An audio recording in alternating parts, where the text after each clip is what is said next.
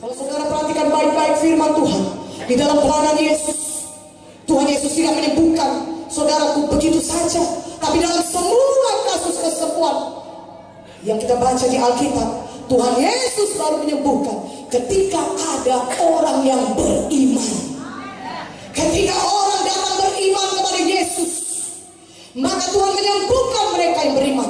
Tuhan tidak berkata, kalau saudara baca, imanku, Tuhan tidak berkata kuasaku menyembuhkan engkau, kuasaku menyelamatkan engkau, tapi Tuhan Yesus berkata imanmu telah menyelamatkan engkau. Iman, kita harus punya iman, katakan amin.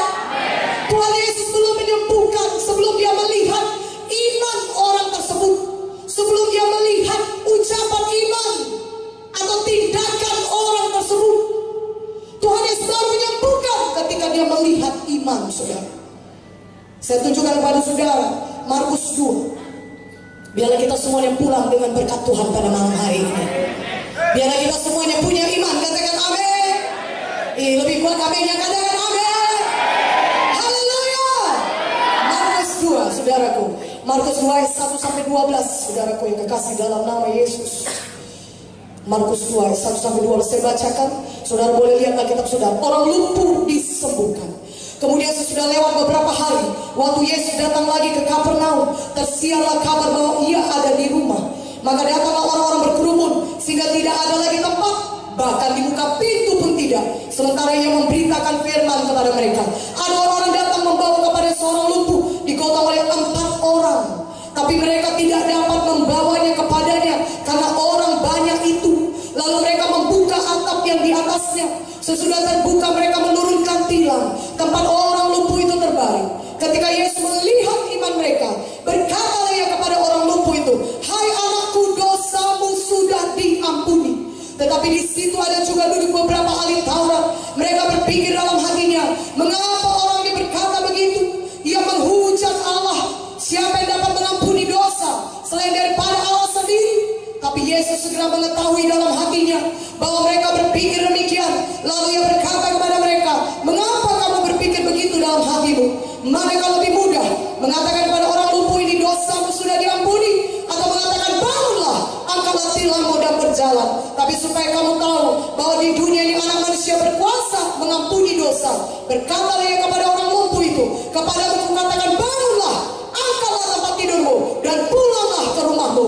Dan orang itu pun bangun, segera mengangkat tempat tidurnya dan pergi keluar di hadapan orang-orang itu, sehingga mereka semua takjub lalu memuliakan Allah. Katanya, yang begini belum pernah kita lihat. Haleluya.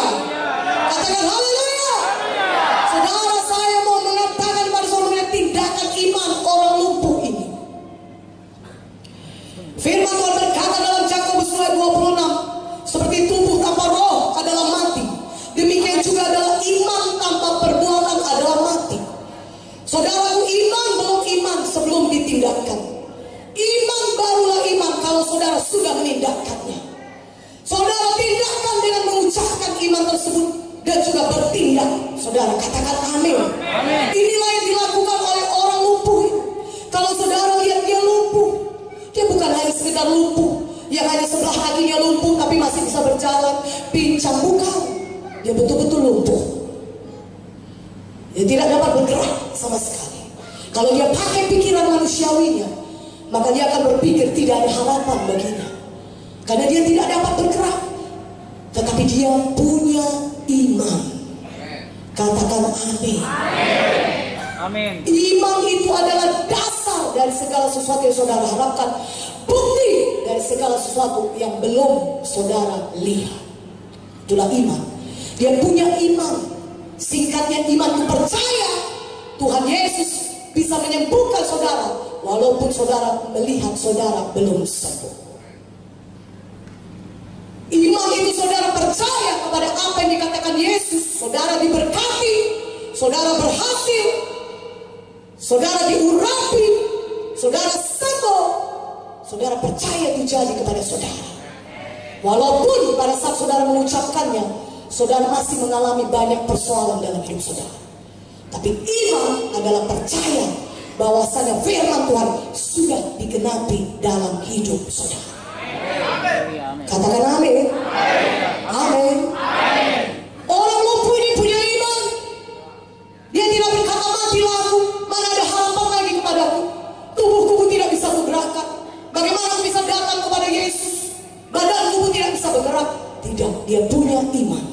Dia panggil 4 orang temannya, bawa aku kepada Yesus. Aku dengar Yesus menyembuhkan orang sakit. Aku dengar dia menyembuhkan orang kusta. Tidak ada seorang pun bisa menyembuhkan orang kusta demikian saja.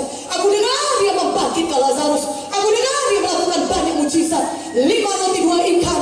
Oh, bisa memberi makan 5.000 orang. Dia melakukan begitu banyak mujizat. Bawa aku kepada Yesus. Aku percaya aku pasti sembuh.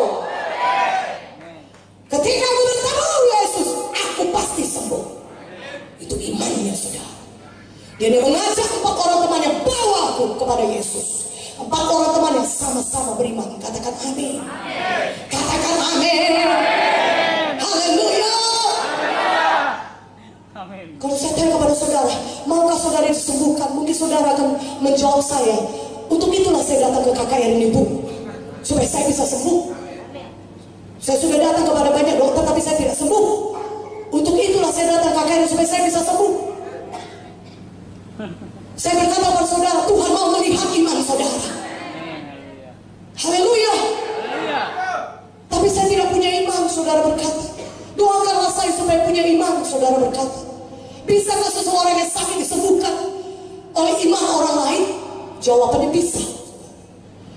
Tapi kalau saudara misalnya di KKR ini, saudara merasakan kesembuhan, pendeta berdoa bagi saudara, dan saudara merasakan saudara sembuh, saudara merasakan gejala hilang, penyakit saudara berkurang, saudara rasakan itu kesembuhan mujizat memang terjadi bagi saudara.